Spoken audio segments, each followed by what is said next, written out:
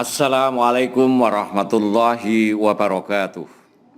Bismillahirrahmanirrahim. Alhamdulillahirabbil alamin. Wassalatu wassalamu ala asyrafil anbiya wal mursalin sayyidina maulana Muhammad wa ala alihi wa ashabihi ajmain. Amma ba'du. Selamat bertemu kembali dengan saya Muhammad Ajib di channel Kampung Ilmu. Channelnya orang-orang yang tetap istiqomah mencari ilmu. Pada kesempatan ini saya akan meneruskan pelajaran logical fallacy, masih meneruskan pembahasan macam-macam argumentum ad hominem atau mughalatatus sahsonah, sampai pada mughalatatu tasmimil bi'ri atau logika menabur racun ke dalam sumur.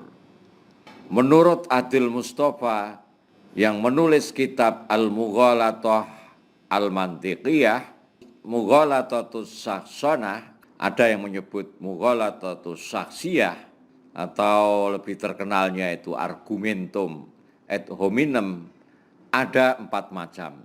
1. Al-Qadhu as-Sahsiyu atau as-sabbu atau logika mencaci maki.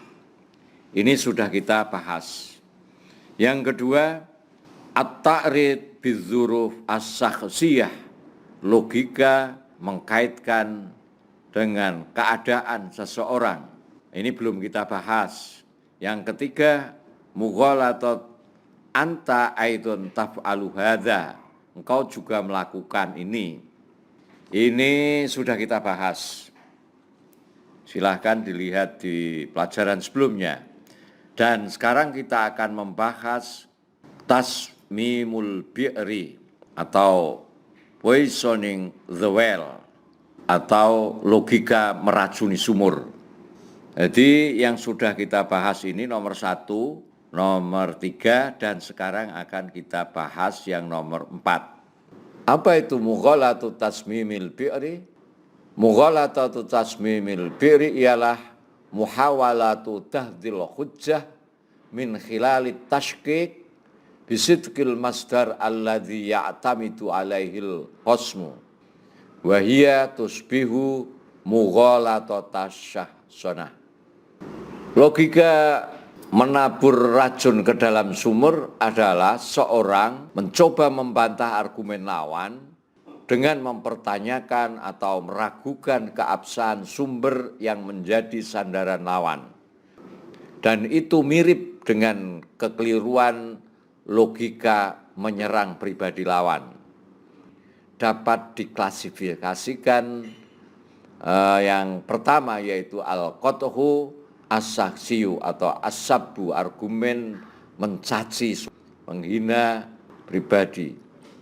Tujuan logika semacam ini adalah untuk menanamkan keraguan agar tidak mempercayai sumber yang dijadikan sandaran pendapat dan menolak dalil-dalil yang dikemukakannya, maksudnya dikemukakan lawannya.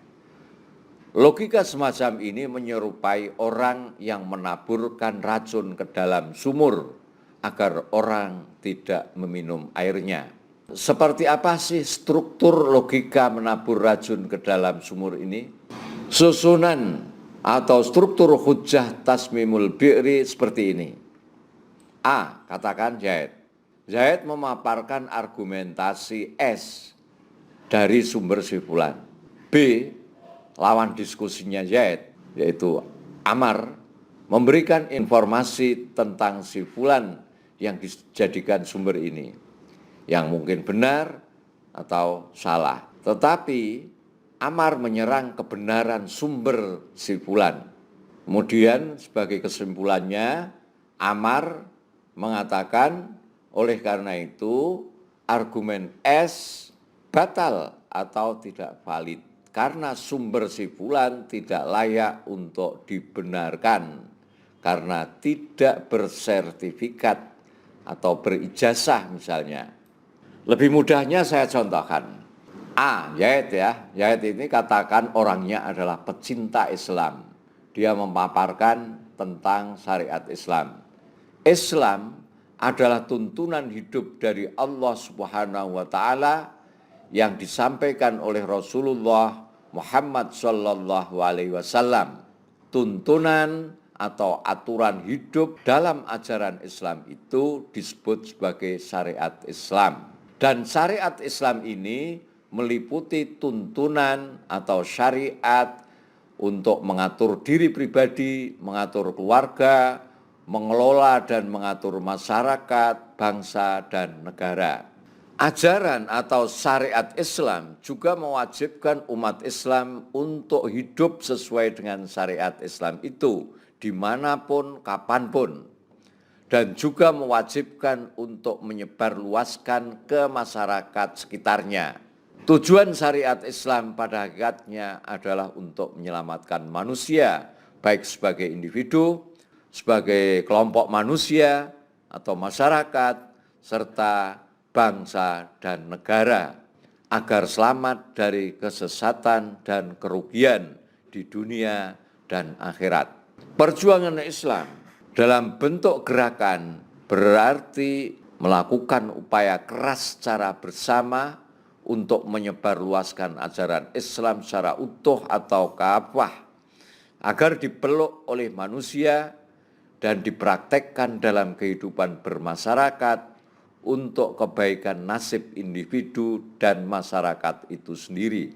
Penyebaran penegakan ajaran Islam dengan sasaran terhadap individu atau pribadi bertujuan untuk menyelamatkan orang tersebut agar sebagai manusia dia bisa selamat dunia akhirat.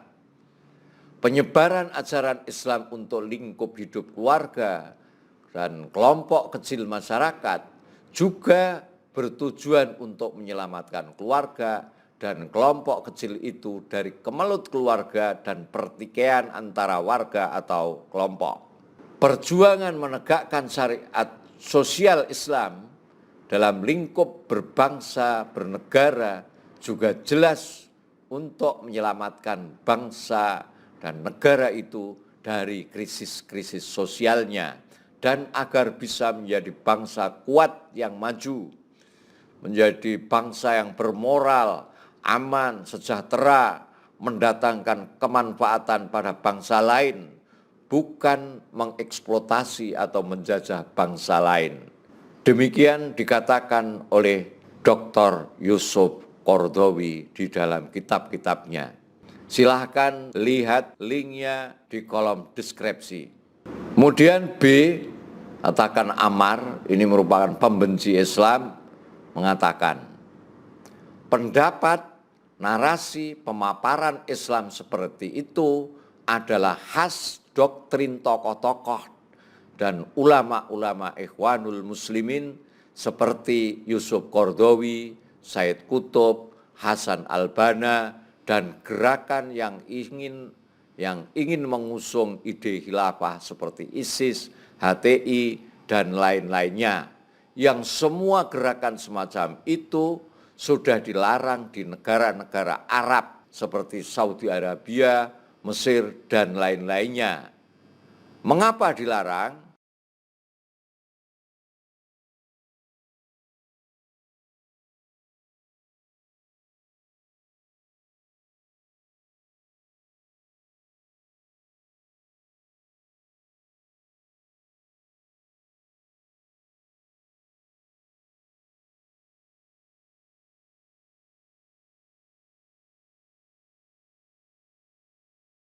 Mengapa dilarang?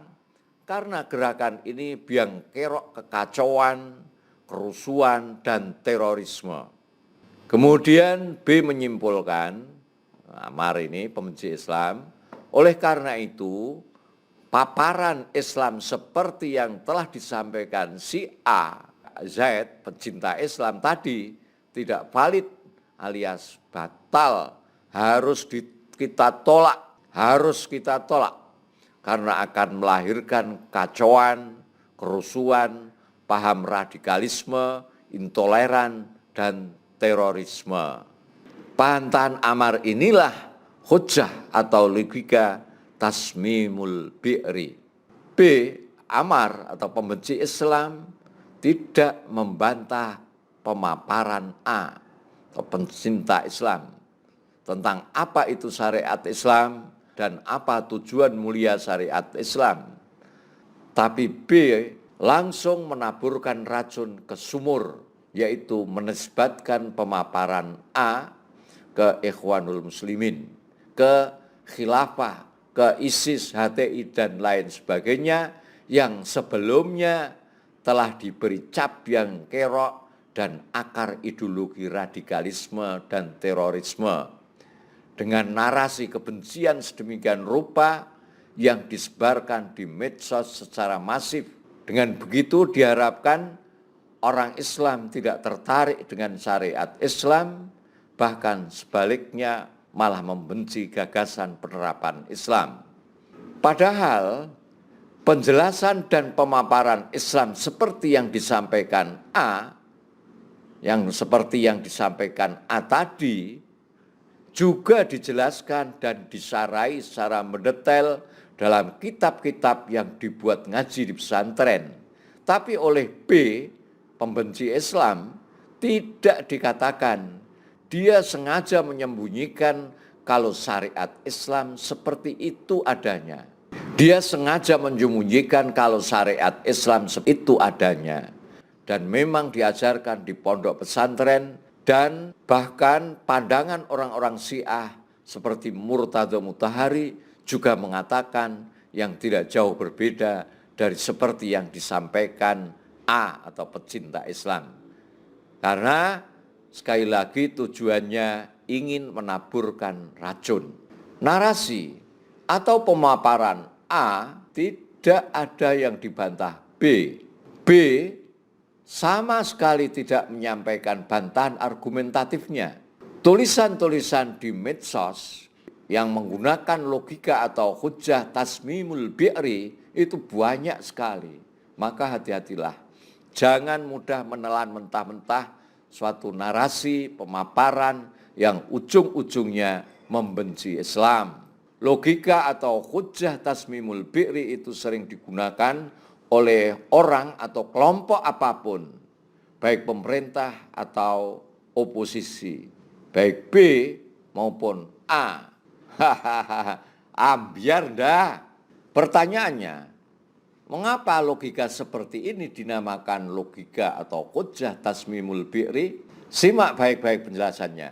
Jika di suatu kampung ada satu sumur, sumur ini lambang orang atau kelompok yang akan dijatuhkan, yang sering dikunjungi oleh banyak orang, yang kemudian Anda ini posisinya adalah orang yang ingin menjatuhkan orang atau kelompok tadi.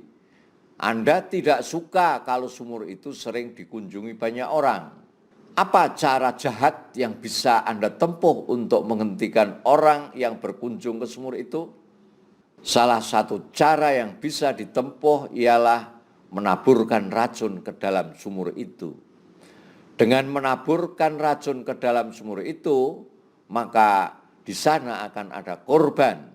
Kalau korban sudah berjatuhan, tidak akan ada lagi orang yang berani mendekati sumur itu, apalagi mengambil airnya. Itulah gambaran logika tasmimul bi'ri. Silahkan dikembangkan sendiri.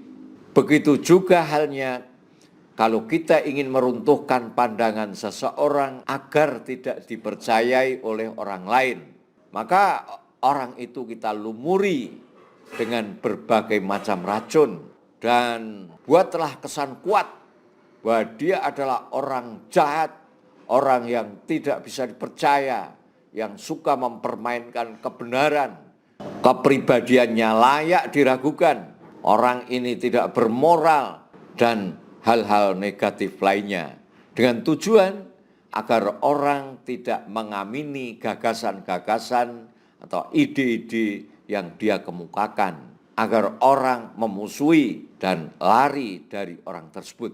Nah, ini tasmimul bi'ri juga termasuk cara berpikir yang keliru.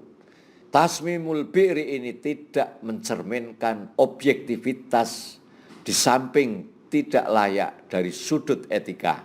Cara seperti ini pasti tidak akan digunakan oleh mereka yang menghormati kebebasan berpendapat dan mengagungkan nilai-nilai objektivitas dalam menilai suatu pendapat. Intinya untuk menghindari kekeliruan-kekeliruan di atas, jika kita tidak bersetuju dengan satu pandangan, cukuplah kita kemukakan argumentasi tandingan untuk meruntuhkan hujah dan argumentasi lawan kita. Pendapat harus kita balas dengan pendapat. Kritik kita balas dengan kritik. Tidak perlu mencela kepribadian orang atau menyinggung kondisi yang dialaminya, dan tidak perlu melihat kesesuaian pendapat atau pandangan dengan perilakunya. Apalagi sampai menabur bertumpuk-tumpuk racun agar orang-orang tidak percaya pada dirinya.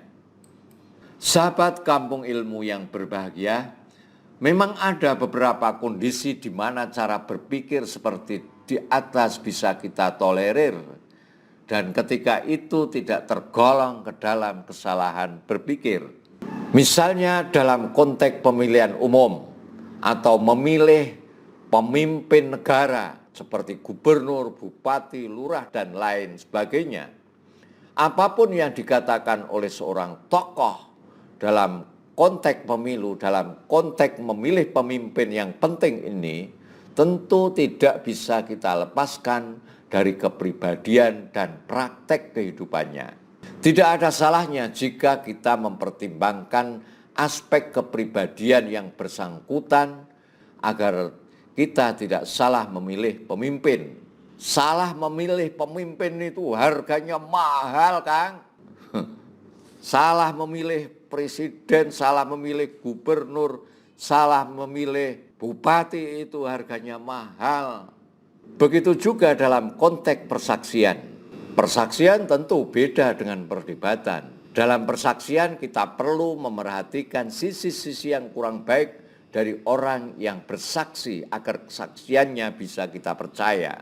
Tapi dalam perdebatan tentu hal itu tidak perlu kita lakukan. Apalagi jika apa yang kita singgung dari kepribadian seseorang tidak memiliki sangkut paut dengan tema yang sedang diperdebatkan. Innal ghirah wal hiqada minal asbab allati tuaddi lisyahsanah. Kecemburuan dan kebencian adalah merupakan sebab utama yang dapat mengarah pada logika atau hujah tasmimul bi'ri. Kecemburuan dan kebencian dapat menyebabkan terhadap orang yang punya gagasan atau ide menjadi sasaran buli-bulian, menjadi sasaran hinaan dan cacian yang dikobarkan oleh orang-orang yang cemburu dan benci itu. Meskipun dia tahu dan di dalam dirinya mengakui bahwa mereka, yaitu orang-orang yang dibenci itu, benar dan valid. Karena dengkinya sudah sampai level fanatik buta, dia hanya melihat pendapatnya atau pendapat orang yang dia cintai yang benar. Dan itu harus menang. Lalu selalu menganggap benar dirinya dan tidak mengakui dan menerima kesalahan. Sementara pendapat orang lain itu salah dan sama sekali tidak ada benarnya.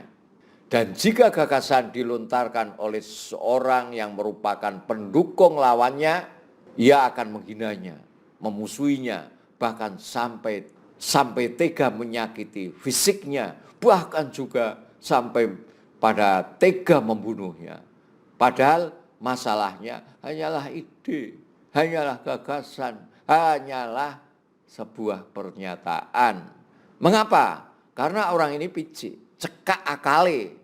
Dia tidak mengerti logika yang benar bahwa gagasan harus dibalas dengan gagasan, ide dengan ide, argumentasi dengan argumentasi, hujah dengan hujah, bukan dengan cara-cara kejam seperti menaburkan racun ke dalam sumur.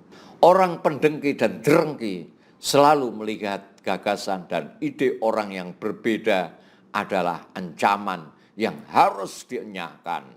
Orang seperti ini berbahaya. Sampai di sini dulu, Sampai ketemu lagi insya Allah.